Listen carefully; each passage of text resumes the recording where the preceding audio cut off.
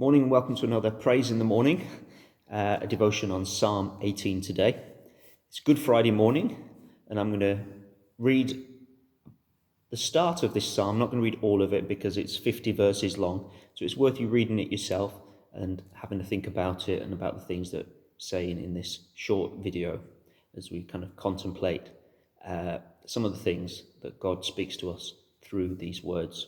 So I'm going to start by just reading the first 6 verses of this psalm that I think speaks to us also about Jesus and his death upon the cross for us.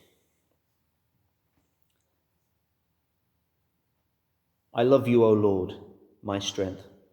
The Lord is my rock, my fortress, and my deliverer. My God is my rock, in whom I take refuge. He is my shield and the horn of my salvation, my stronghold. I call to the Lord, who is worthy of praise, and I am saved from my enemies. The cords of death entangled me. The torrents of destruction overwhelmed me.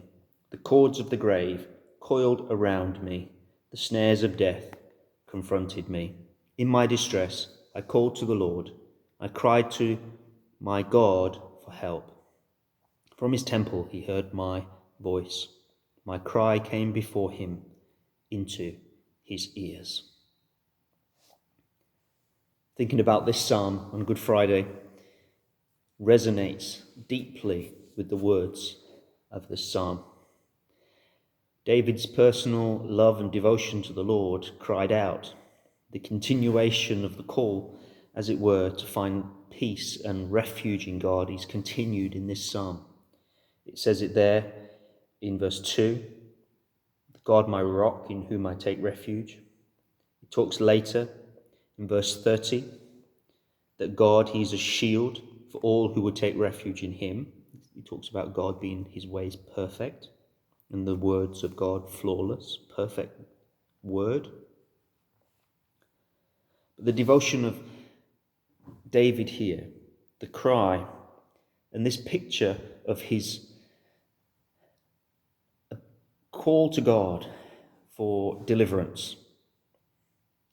This psalm moves from this moment of deliverance into a freedom for David. It's a celebration. I'll read the end of the psalm because it's a psalm of praise, but it's often been described as one of the high points of the first 40-odd psalms that we read, the whole of the first book of the Psalms. And I can see why, because it builds upon all that we have been hearing and then, as it were, develops it and expresses it and extols praise to the Lord. I want to read the last few verses just so that we get that comparison between the start of the psalm. From verse 46, the Lord lives. Praise be to my rock. Exalted be God my Saviour. He is the God who avenges me, who subdues nations under me, who saves me from my enemies. You exalted me above my foes. From violent men you rescued me. Therefore I will praise you among the nations, O Lord. I will sing praises to your name. He gives his king great victories. He shows unfailing kindness to his anointed, to David and his descendants forever. This psalm is not a contemplation of where he is in the moment, in the difficulties of the need of deliverance. This is a psalm looking at the nature of God and God's gracious act of deliverance, that yes, he has delivered him from his enemies. When we read of the cords of death entangled me, the torrents of destruction overwhelmed me, the cords of the grave coiled around me, the snares of death confronted me. Wow, if we picture this, how is God going to fulfill his promises to not just to David, but also, as David said, and his descendants forever? David, the anointed one of God, and to the promise of God, to David's descendants, who we know is Jesus Christ. These words take on a deep significance for us. As David, the anointed of God, in his distress cries out, in that place, he says, I cried to my God for help. From his temple he heard my voice. My cry came before him into his ears. This group of psalms, as I've mentioned, these entrance liturgies from 15 to 24 that move towards the entering into the presence of God. We hear something in this psalm of the words of the cry for deliverance. My God, why have you forsaken me? Lament in the moment of distress, but a cry to God for help in that place. And from that place, he heard my voice.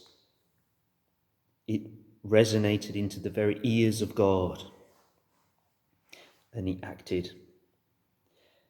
The rest of the psalm goes through much of the action of God, how God works and moves, and how he does it on the grand scale. Often we look for the small action of God in our lives. But here, this is a grand action.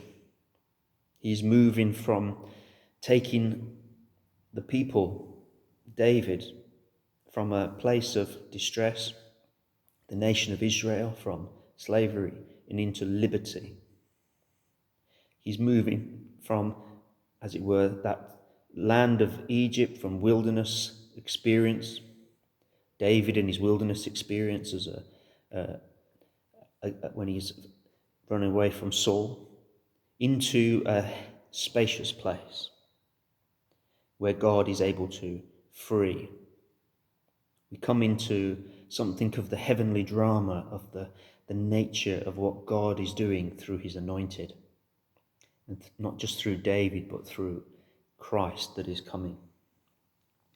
There's much here, many things for us to hook into and to learn from, and it's worth reading through.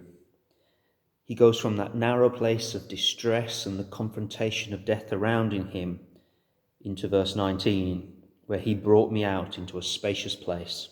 He rescued me because he delighted in me. We know of the way of blessing that God rewards those, as it were, with clean hands, the righteous. And there is none more righteous than Christ. If you think today about the death of Jesus, know that God rewards the righteous. Through Christ, we find righteousness. And from the confrontation of death will come the spaciousness of the rescue of God, because he delights in his Son. In verse 20, the Lord dealt with me according to my righteousness. According to the cleanness of my hands, he has rewarded me, for I have kept the ways of the Lord. Now that can refer to us, but it also, on today, if we think about the death of Jesus, relate that to Christ on the cross. The Lord deals righteously with him, the blessed man. So there's much here, much to learn, much to see that God can bring us out of the places of distress, much to learn of the work of the Messiah, the Anointed One, that is bigger and grander than just the life of David. This psalm takes us into places of understanding that God, his ways are perfect. He rewards the ways of righteousness. Wonderful verses in this psalm. God, who is our God, rock, except our God? Verse 31, just picking a few things out. Verse 32, it is God who arms me with strength and makes my way perfect. Verse 33, he makes my feet like the feet of a deer. He enables me to stand on the heights. He enables me to jump over a wall.